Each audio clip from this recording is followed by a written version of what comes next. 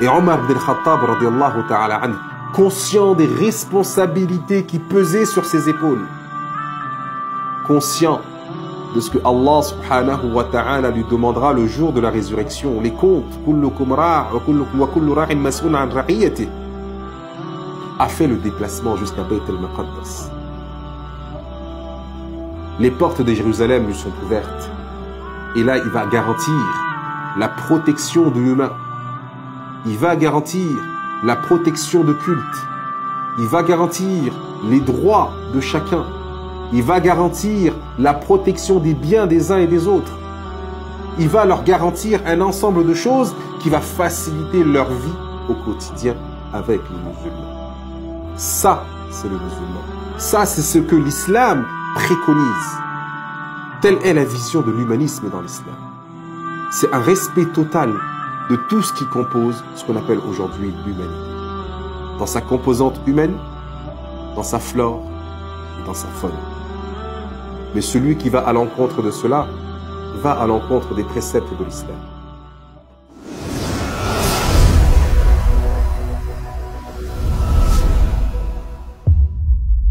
أعوذ بالله السميع العليم من الشيطان الرجيم بسم الله الذي لا يضر مع اسمه شيء في الأرض ولا في السماء وهو السميع العليم وأصلي وأسلم على حبيب المصطفى الذي أدى الأمانة ونصح الأمة وجاهد بحق الله حتى أتانا هذا الدين وعلى آله وأصحابه أما بعد. Mes chers frères en islam, assalamu alaikum wa rahmatullahi ta'ala wa barakatuh. Nous allons, incha'Allah, lors de cette première séance, discuter d'un point qui est le fondement, non seulement de l'humanité, mais également des trois grandes religions. Ces fondements sont à la source de la création de l'homme. Et il est primordial que chacun d'entre nous puisse savoir quel est son rôle, quelle est sa place dans ce que nous appelons aujourd'hui l'humanité. L'humanité a inspiré, la cohésion de l'humanité a inspiré entre le XIVe et le XVIe siècle beaucoup de penseurs contemporains sur une pensée qui allait révolutionner le dogme ou le vivre ensemble de leurs compatriotes à l'époque. Cette pensée s'appelle la pensée humaniste. Cette pensée humaniste met au centre de celle-ci l'homme en tant qu'entité. Alors, sur cette thématique de l'humanisme, que dit l'islam par rapport à cette pensée? Il faut savoir que l'islam est une religion qui ne date pas uniquement de Rasulullah sallallahu alayhi wa sallam.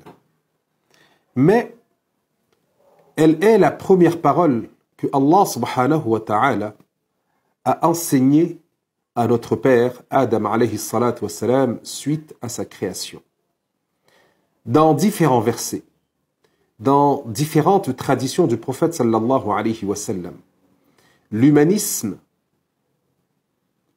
est pris en considération à un niveau tel que on ne peut se prétendre musulman si on n'accepte pas l'autre. Pourquoi? Dans une des traditions de Rasulullah sallallahu alayhi wa sallam, il nous dit les êtres humains sont pareils aux dents d'un peigne. Qu'est-ce que cela veut dire? Pourquoi est-ce qu'il ne dit pas les musulmans ou les croyants? C'est parce que tout simplement, on ne peut être croyant, on ne peut être musulman qu'à partir du moment où on respecte l'autre, l'autre dans son entité, l'autre qui nous ressemble, c'est-à-dire l'être humain comme nous, mais également l'autre à travers la faune et la flore. Pourquoi? Parce que l'islam préconise le respect total de non seulement l'identité humaine, mais de tout ce qui a été créé autour pour faciliter à l'être humain sa vie sur terre. Pourquoi? Pour le mener vers l'adoration de son Créateur et avoir ainsi la félicité dans l'au-delà. Alors, qu'est-ce que Allah subhanahu wa ta'ala nous dit? Allah subhanahu wa ta'ala nous dit dans la sourate Al-Baqarah, lorsque il parle de Adam alayhi salatu wassalam, il dit وَإِذْ قَالَ رَبُّكَ لِلْمَلَائِكَةِ إِنِّي جَاعِلٌ فِي الْأَرْضِ خَلِيفَةً. Allah subhanahu wa ta'ala s'adresse aux anges et leur dit ô vous mes anges, j'ai pris la décision, moi Allah subhanahu wa ta'ala, d'envoyer sur terre un vicaire. Qu'est-ce qu'un vicaire? C'est quelqu'un qui va représenter Allah subhanahu wa ta'ala sur terre. À travers quoi? À travers la suprématie, à travers la représentation des attributs d'Allah subhanahu wa ta'ala. Quels sont ces attributs? Ar-Rahman, Ar-Rahim. À travers la miséricorde, à travers la bonne séance, à travers le pouvoir, Al-Malik, à travers le fait de partager avec l'autre, Ar-Razzaq, etc., etc. Ce sont toutes là des qualités d'Allah subhanahu wa ta'ala, des attributs d'Allah subhanahu wa ta'ala que Allah demande à l'homme de pouvoir les véhiculer dans sa vie au quotidien. Mais Allah subhanahu wa ta'ala nous dit également dans la sourate Al-Hujurat, la sourate de la table, que Ya ayyuhalladhina amanu, ô vous qui avez cru. Et là, il parle spécifiquement aux croyants. Nous vous avons créé à partir d'un mâle et d'une femelle. Inna khalaqnakum min dhakarin wa untha wa ja'alnakum shu'uba. Et à travers ces deux entités, Adam wa Hawa, nous avons fait sortir des différentes communautés. Et de ces communautés, nous avons fait sortir des différentes cultures. Mais dans quel but? Lita'arafu al-i'tirafu lillah. Afin que vous entreconnaissiez. Pour qui? Pour Allah subhanahu wa ta'ala. Alors, est-ce qu'aujourd'hui, il m'est interdit, moi, musulman, moi, croyant, de refuser l'aide aux non-croyants? Cela m'est interdit. La preuve en est que Rasulullah sallallahu alayhi wa sallam, un jour assis avec certains de ses compagnons, un janaza passe devant Rasulullah sallallahu alayhi wa sallam et ses compagnons. Et Rasulullah sallallahu alayhi wa sallam se met debout et les sahaba, ses compagnons, font limite Rasulullah sallallahu alayhi wa sallam se mettre debout également. Et lorsque le janaza est passé, les sahaba demandent à Rasulallah, pourquoi est-ce que tu t'es mis debout? Alors que c'est un janaza qui n'appartient pas à un musulman. Mais c'était un juif. Et Rasulullah sallallahu alayhi wa sallam dit, Alaysa insanun, n'était-ce pas un être humain? Dans une autre tradition, Rasulullah sallallahu alayhi wa sallam voit un janaza qui passe devant lui. Et là, Rasulullah sallallahu alayhi wa sallam se met à pleurer. Les sahaba lui demandent, Ya Rasulallah, qu'est-ce qui te fait pleurer? Alors que le janaza qui est passé devant nous n'était pas un janaza d'un musulman ou d'un croyant. Rasulullah sallallahu alayhi wa sallam répond à ses compagnons et leur dit, c'est là une âme que je n'ai pas pu sauver. D'où l'importance de la considération de l'autre. L'islam préconise la considération de l'autre. Dans une autre tradition, on dit qu'un homme entrera au paradis. Pourquoi? Pour avoir abreuvé un chien. L'animal. Respecter l'animal. Pourquoi? C'est un tout. Allah subhanahu wa ta'ala, dans l'ensemble de sa création, a créé un juste équilibre entre toutes les choses. Entre le soleil et la lune. Entre les cieux et la terre. L'air, la pluie, le vent, les hommes, les animaux, les poissons qui vivent dans les mers. Tout ça, c'est un juste équilibre. Ce qu'on appelle aujourd'hui l'écosystème. C'est un juste équilibre. Et l'être humain, le musulman, le croyant qui ne respecte pas cet écosystème, il a manqué à sa foi. Pourquoi? Parmi les piliers de la foi, qu'est-ce que Allah subhanahu wa ta'ala dit? An tu'minu billah, de croire d'abord en Allah subhanahu wa ta'ala. Wa malaikati, ce sont des créations d'Allah qui nous sont invisibles. Alors si nous devons croire effectivement à l'invisible, qu'en est-il du visible? Vous savez, mes chers frères, en islam, l'islam est une religion du juste milieu. Le musulman se doit, d'un côté, non seulement de se vouer corps et âme à l'adoration de son Créateur, mais il doit également se vouer corps et âme à lutter dans sa vie, dans ce bas monde, à travers la réussite. Et un être humain ne peut pas réussir dans la vie d'ici-bas sans les autres. Exemple. Aujourd'hui, on met un enfant au monde. Cet enfant, s'il n'a pas de parents, il n'aura pas d'éducation de base. Cet enfant qui a ses deux parents qui l'ont élevé pendant 2-3 ans à la maison, qui lui ont inculqué, lui montrer comment manger, comment boire, comment marcher, comment s'asseoir sur le pot pour faire ses besoins. Ce sont les premiers apprentissages que les parents vont apprendre à l'enfant. Ensuite, que vont-ils faire? L'envoyer à l'école, l'envoyer à la madrasa.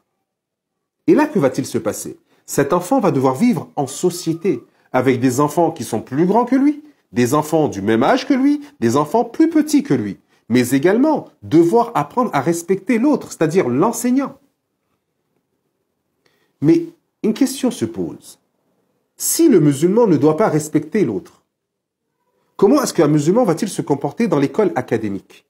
Sachant qu'à l'école académique, on est assis avec des chrétiens, des juifs, des bouddhistes, des scientistes, des tamouls, etc. Toutes les religions sont regroupées dans une salle de classe académique. Est-ce que moi, Abdelrazak, fils de musulman, musulman de confession, est-ce que je ne vais pas respecter l'enseignant qui m'enseigne les matières académiques parce qu'il n'est pas musulman? Loin de là, je lui dois le respect. Pourquoi? Parce que ce qui va me transmettre, la science qui va me transmettre, c'est ce qui va me permettre de devenir quelqu'un demain, quel que soit le domaine que j'aurai choisi d'étudier. Donc, il est important que le musulman, la musulmane, le croyant, la croyante dans l'islam se tiennent à respecter non seulement l'autre être humain comme lui, qu'il soit de confession musulmane ou non musulmane, mais également respecter cette faune et cette flore. Allah subhanahu wa ta'ala nous dit une chose importante. Dans la sourate al-Mulk, Allah subhanahu wa ta'ala nous dit تبارك الذي بيده الملك وهو على كل شيء قدير الذي خلق الموت والحياة ليبلوكم أيكم أحسن عملا صدق الله العظيم. La deuxième partie de ce verset est très important. Une leçon mais énorme. Allah subhanahu wa ta'ala, الذي, celui qui khalaqa, a créé al-maut, la mort. Wal hayat, et la vie. Pourquoi? Liyabluwakum, afin de vous éprouver, de vous tester. Ayyukum, pas qui parmi vous, ahsanu amala, fera la meilleure des actions. Mes chers frères en islam, chers frères et sœurs, la mort est une réalité. La mort n'est pas une fin en soi dans l'islam. Mais la mort est certes une fatalité. Tôt ou tard, nous serons confrontés à la mort. Cela est une obligation. Mais par contre, le droit à la vie, cela n'est pas une obligation. Car, nous le voyons tous les jours, certaines de nos sœurs mettent au monde des enfants mort-nés. Donc, goûter à la vie terrestre, je dis bien terrestre, ce n'est pas une garantie, ce n'est pas une obligation. Mais goûter à la mort, cela est une certitude, car Allah subhanahu wa ta'ala le dit « Kullu nafsin dha'iqatul maut » Chaque âme, il ne dit pas chaque être humain, il dit bien chaque âme goûtera à la mort. Que ce soit un animal, que ce soit un être humain, que ce soit les anges, que ce soit les djinns, tout le monde, tout ce que Allah subhanahu wa ta'ala a créé et a insufflé une âme dans cette créature, goûtera à la mort. Les arbres goûtent à la mort. Les feuilles goûtent à la mort. Le vent goûtera. Le soleil s'effacera. La lune ainsi. Toute la création d'Allah subhanahu wa ta'ala goûtera à la mort.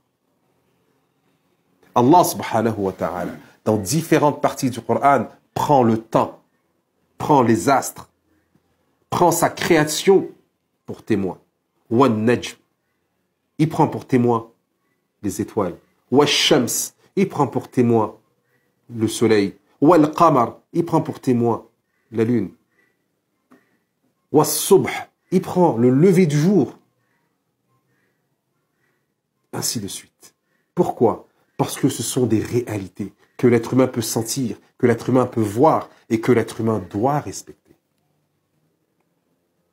Mais si aujourd'hui, je dénigre, je manque de respect, à tout ce qui l'entoure. Comment est-ce que je pourrais faire partie de la deuxième partie de ce verset? Alladhi khalaqa al-maut wal-hayat liyabluwakum, afin de vous tester. Ayyukum, vous qui ahsanu, feront les meilleures amala, actions. Ces meilleures actions ne demeurent pas uniquement dans l'adoration. Mais lorsque Allah subhanahu wa ta'ala nous dit ahsanu amala, c'est que celui qui décide d'entreprendre quelque chose, il doit être le meilleur dans cette chose. Si demain je décide de devenir médecin, je dois faire en sorte de devenir le meilleur des médecins. Je décide de devenir alim, je dois faire en sorte de devenir le meilleur des alim. À travers quoi? La piété, la crainte d'Allah subhanahu wa ta'ala, en respectant sa création. Car toute cette création, c'est ce qui va me permettre de pouvoir devenir cet être meilleur dans ce que j'ai décidé, dans la discipline que j'ai décidé de faire. Dans la sourate Al-Asr, Allah subhanahu wa ta'ala prend le souffle, prend le vent comme témoin. Mais qu'est-ce qu'il nous dit? Wala asr, innal insana lafi khusr, illa alladhina amanu wa amilu s-salihat wa tawasaw bil haqq wa tawasaw bis sabr. Sadaqallah al-azim. Dans une certaine tradition, certains compagnons disent que si Allah subhanahu wa ta'ala avait fait descendre uniquement comme parole la sourate Al-Asr, elle aurait entièrement suffi à éduquer l'être humain. Wal-Asr. Allah subhanahu wa ta'ala prend le souffle pour témoin. Innal insan. Certes, l'être humain. Regardez bien ce que Allah dit. Innal insan. Al-ins. L'être humain. Il ne dit pas al-muslim. Il ne dit pas al-mu'min. Al-ins. L'être humain. Le descendant de Adam. Noir, blanc, africain, européen, caucasien, chinois, américain, sud-américain. Nous sommes tous des frères, car nous venons tous de Allah, nous venons tous de Adam, alayhi salatu wassalam, qui était créé par le souffle d'Allah, subhanahu wa ta'ala. Innal insan, certes l'être humain, lafi khusrin, est dans une épreuve continue. Cette épreuve qui peut te mener vers la perdition. Sauf qui? Sauf qui? Ceux. Alladhina amanu. Ceux qui auront cru. En quoi? En Allah subhanahu wa ta'ala. En l'ensemble de ses messagers. En l'ensemble des anges. Jusqu'à la fin des 6 piliers de l'iman. Et qui auront effectué as-salihat, les bonnes actions. Encore une fois, les bonnes actions. Et encore une fois, je le répète, les bonnes actions ne demeurent pas uniquement dans les actes obligatoires. C'est-à-dire as-salat, was-saw, was-zaka, wal-hajj. Ça ne se réside pas à ça. Ça ne se réside pas non plus au nawafila. Les prières surérogatoires avant et après les prières obligatoires. Ou les prières durant la nuit. Ou la lecture, l'assiduité dans la lecture du Coran. Non. Mais c'est à travers le bon comportement avec l'autre. Rasulullah sallallahu alayhi wa sallam dans sa tradition nous dit, celui qui sourit à un frère, il fait une sadaqa, il fait une aumône. Le fait de voir un frère, avoir le plaisir de le voir et avoir un sourire sur son visage, c'est une aumône. Rasulullah sallallahu alayhi wa sallam dans sa tradition, nous savons tous que parmi le voisinage proche, mur après mur, de Rasulullah sallallahu alayhi wa sallam, il y avait des juifs. Et Jibril alayhi salatu wassalam descendait vers Rasulullah sallallahu alayhi wa sallam pour lui enseigner ce qu'on appelle le droit du voisin. Haqqul jar, le droit du voisin.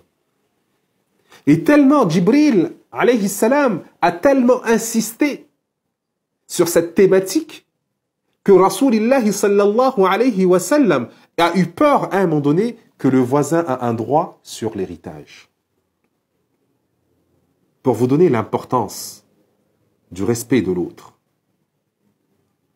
Si aujourd'hui nous ne sommes pas capables de respecter l'autre, comment est-ce que l'autre pourra nous respecter? L'islam, je vous le disais, mes chers frères, est une religion du juste milieu. Din al-wasatiyya, une religion du juste milieu. Pourquoi? Parce que Rasulullah sallallahu alayhi wa sallam, dans son entourage proche, ceux qui l'ont sauvé des stigmates des personnes qui voulaient le tuer n'étaient pas des musulmans à cette époque. Un exemple simple. Lorsque Rasulullah sallallahu alayhi wa sallam a quitté Mecca avec son oncle, Abu Talib, pour aller commercer, ils sont arrivés et ils ont rencontré un prêtre qui a reconnu à travers les signes naturels de la prophétie de Rasulullah sallallahu alayhi wa sallam. Ce prêtre chrétien a invité l'ensemble des Quraysh qui étaient dans cette caravane. Et là, il a demandé à l'oncle de Rasulullah sallallahu alayhi wa sallam de renvoyer Rasulullah sallallahu alayhi wa sallam à Mecca par peur des représailles que pourrait avoir à leur arrivée notre saint prophète. Deuxième exemple. Celui qui a protégé Rasulullah sallallahu alayhi wa sallam, son oncle. Il n'a pas embrassé l'islam, mais du début à la fin, il n'a jamais lâché le prophète Muhammad sallallahu alayhi wa sallam. Parmi les juifs qui n'ont pas trahi notre saint prophète, parmi les personnes qui n'ont pas trahi notre saint prophète, à Madinat al-Munawwara, il y avait un juif qui a suivi Rasulullah sallallahu alayhi wa sallam dans la guerre sainte. L'islam apporte la sécurité à l'autre. L'islam préconise la sécurité de l'autre, de ses biens physiques, matériels. Mais l'islam n'encourage pas le despotisme. L'islam n'encourage pas l'arrogance. L'islam n'encourage pas le déni. L'islam n'encourage pas tout ce qui peut être néfaste chez l'autre. Mais bien au contraire. L'islam préconise la mise en valeur potentielle, intellectuelle, physique de l'autre. S'inspirer de l'autre pour être meilleur soi-même. Un exemple, lorsque, sous le khalife de Omar ibn al-Khattab, radiyallahu ta'ala anhu, il y a eu la conquête de Jérusalem. Et lorsque l'armée musulmane faisait son siège pendant plus de 6 mois aux portes de Jérusalem, et que plus rien ne rentrait dans Jérusalem, tellement que même leurs provisions étaient en train de fondre comme neige, ne suffisaient plus à la population qui vivait à Jérusalem, le patriarche de Jérusalem est sorti. Et il a demandé au chef de l'armée d'ordonner à ce que Omar ibn al-Khattab radiyallahu ta'ala anhu vienne lui-même à Jérusalem et que ce dernier lui remettrait les clés de Jérusalem en personne. Et lorsque Omar ibn al-Khattab radiyallahu ta'ala anhu a appris cette nouvelle, il a reçu cette missive, il s'est rendu avec sa cour à Jérusalem, à dos de chameau. Pourquoi faire? Parce que ce patriarche juif savait que Omar ibn al-Khattab, de par son intégrité physique, de par son intégrité morale, quand il prend une parole, il la tient jusqu'au bout. Il savait que s'il prenait la garantie de la bouche de Omar ibn al-Khattab, radiyallahu ta'ala anhu, qu'il aurait la sécurité. Il savait que cette parole ne serait pas trahie. Et Omar ibn al-Khattab, radiyallahu ta'ala anhu, conscient des responsabilités qui pesaient sur ses épaules, conscient de ce que Allah subhanahu wa ta'ala lui demandera le jour de la résurrection, les comptes, kullukum ra' wa kullu ra'in mas'un 'an ra'iyatihi, a fait le déplacement jusqu'à Bayt al-Maqaddas. Les portes de Jérusalem lui sont ouvertes. Et là, il va garantir la protection de l'humain. Il va garantir la protection de culte. Il va garantir les droits de chacun. Il va garantir la protection des biens des uns et des autres. Il va leur garantir un ensemble de choses qui va faciliter leur vie au quotidien avec les musulmans. Ça, c'est le musulman. Ça, c'est ce que l'islam préconise. Telle est la vision de l'humanisme dans l'islam. C'est un respect total de tout ce qui compose ce qu'on appelle aujourd'hui l'humanité. Dans sa composante humaine, dans sa flore et dans sa faune. Mais celui qui va à l'encontre de cela, va à l'encontre des préceptes de l'islam. Aujourd'hui, à notre grand désarroi, on entend beaucoup parler de scission au sein même de la communauté musulmane. Telle personne qui suit telle jurisprudence, telle personne qui suit telle autre jurisprudence ne s'entendent pas à cause de la jurisprudence. La jurisprudence reste jurisprudence. C'est un ijtihad que chaque alim a fait pour bien comprendre une thématique. Et Allah subhanahu wa ta'ala nous parle clairement dans le Coran, il nous dit « Au-dessus de tout homme de science, il y a un homme de science. » Aujourd'hui, ce n'est pas parce qu'un tel est hanafi qu'il ne doit pas s'entendre avec un shafi'i. Une personne qui suit la jurisprudence de shafi'i ne doit pas s'entendre soi-disant avec quelqu'un qui suit le dogme de Hanbali ou Malik. Mais les imams, il y en a eu beaucoup. Il y a eu Imam al-Layth, il y a eu Hammad,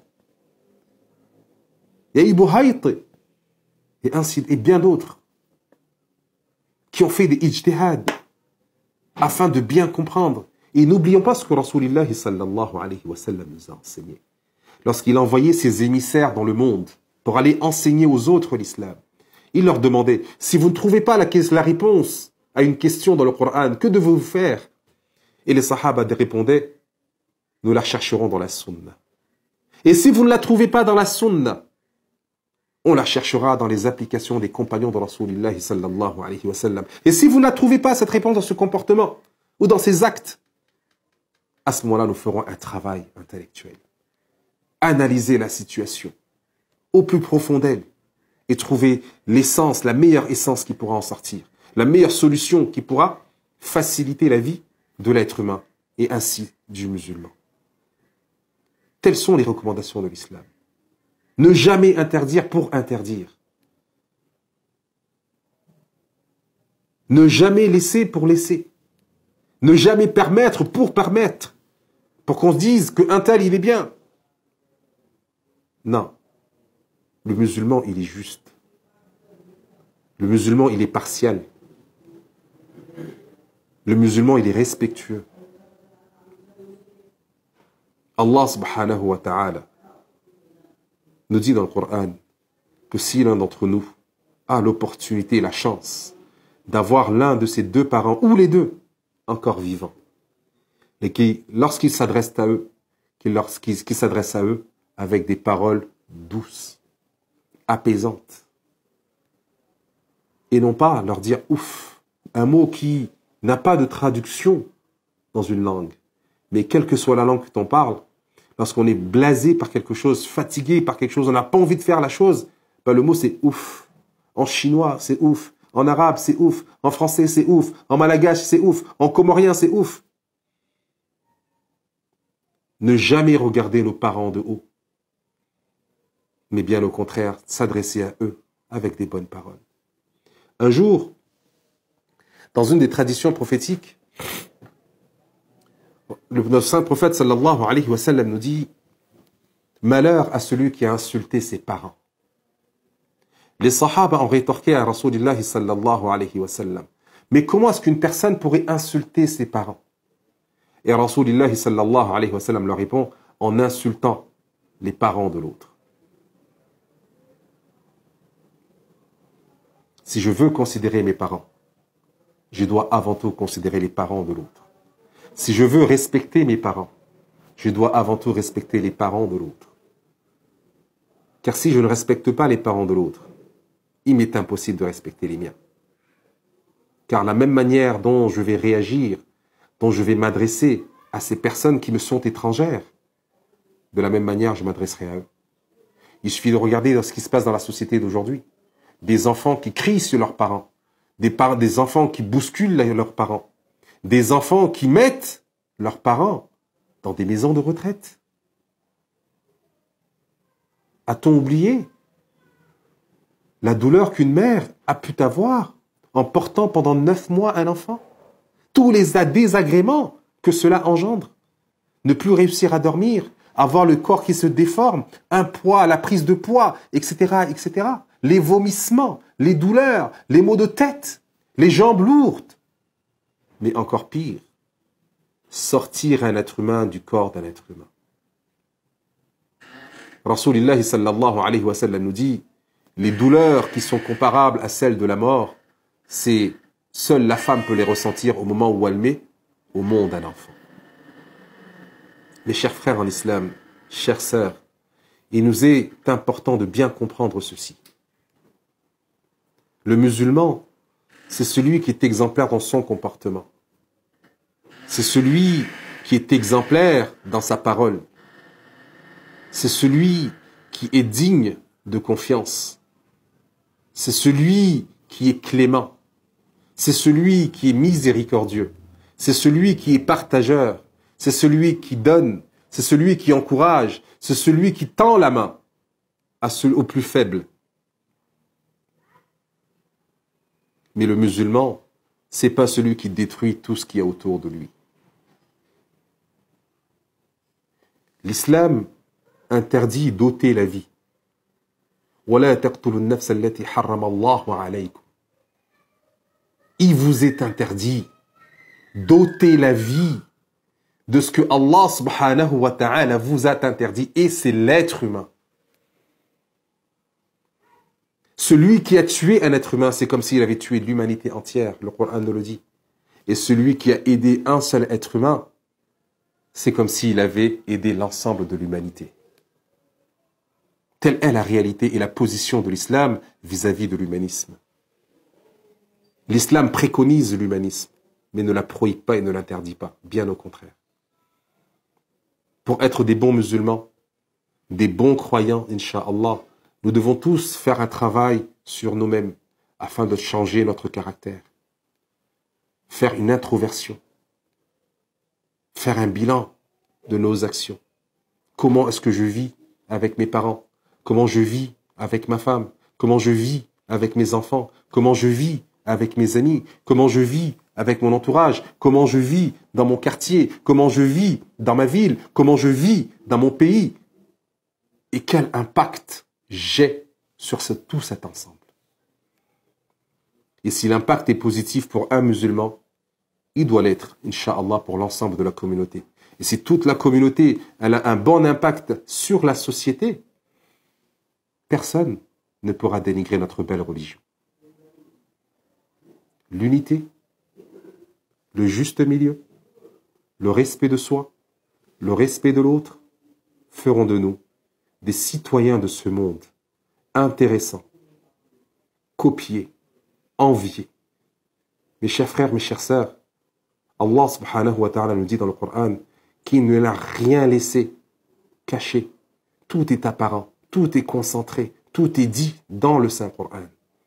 Charge à nous de faire l'effort, d'aller étudier le Coran, de le comprendre, de le maîtriser, de le mettre en pratique.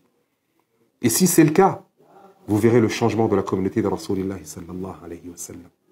La raison pour laquelle, à l'époque de Omar ibn al-Khattab radiyallahu ta'ala anhu, alors que en Égypte, il avait un de ses vassals, un Égyptien, s'est fait bousculer par un compagnon du prophète sallallahu alayhi wa sallam.